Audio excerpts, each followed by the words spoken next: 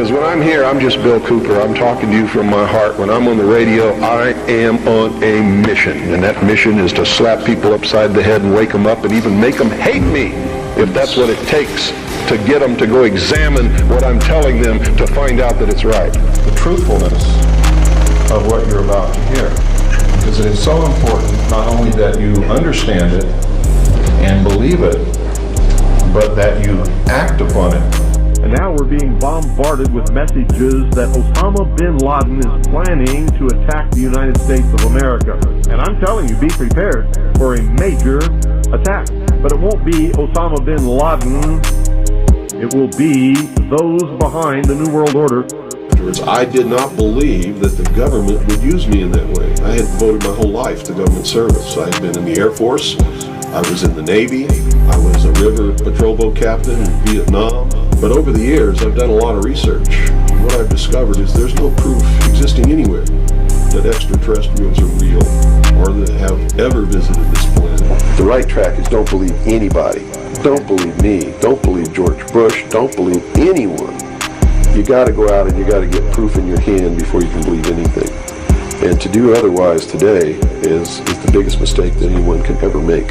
One of the biggest misconceptions in this country is what this country is all about, who founded it, for what purpose, and most specifically, what it is that we're all looking for.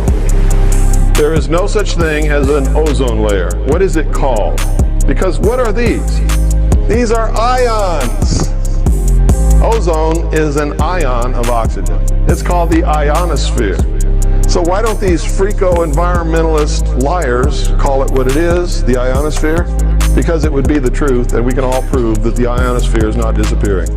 You watch me every day of my life. If anything happens to me, you don't have to do any more research. You know damn well everything I'm telling you is true. And they don't want you to know that, so they're not going to touch me unless they can make it look like an accident where you will believe that it's an accident. And I'm telling you right now, they know how to make people die of heart attacks, strokes, brain hemorrhages. Why won't you believe millions of people who are telling you that they have seen these craft flying in the air, that they're metal, that they are intelligently guided, that they are real, and that they demonstrate a technology beyond anything that we know of publicly anyway? I can tell you that we have this technology in the United States. It is being flown in an area called Area 51, Groom Dry Lake, in the Nevada Test Range in the state of Nevada. It is not our government, though you have to understand, that is doing these things. It is not our government that's failing us. It's not the Constitution or the Bill of Rights that's a bad instrument. It is a group of men who belong to secret societies, who have infiltrated our society and our government at all levels and are destroying it and subverting it from within. You see, the CIA created Osama bin Laden. They recruited him. They trained him. They found his leadership. They brought them all together.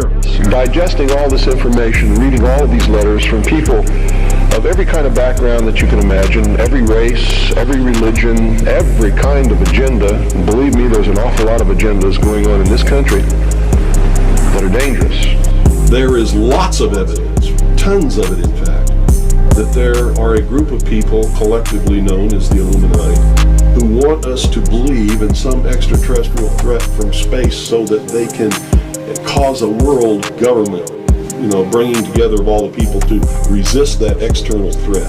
With clear understanding that President Kennedy was killed by William Greer, the Secret Service agent driving his limousine in the motorcade. These documents disclose to me that the people involved in the assassination of the President from the Office of Naval Intelligence, the Secret Service, Division 5 of the FBI, and the Central Intelligence Agency. The reason stated was that he was a security risk, that he had ordered them to stop the sale and importation of drugs. According to the documents that I saw, his assassination was ordered by the policy committee of the Bilderberg Group, which is really the secret world government, and was carried out by agents of Division 5 of the FBI, the Secret Service, the Central Intelligence Agency, and the Office of Naval Intelligence, of which I was a part.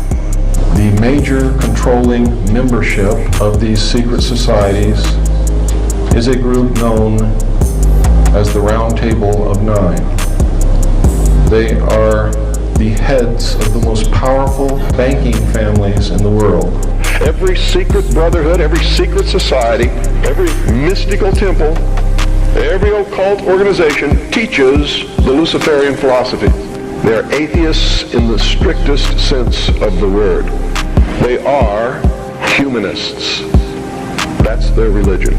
President John F. Kennedy found out somehow that the CIA was behind the drug smuggling and the sale of drugs to the American people.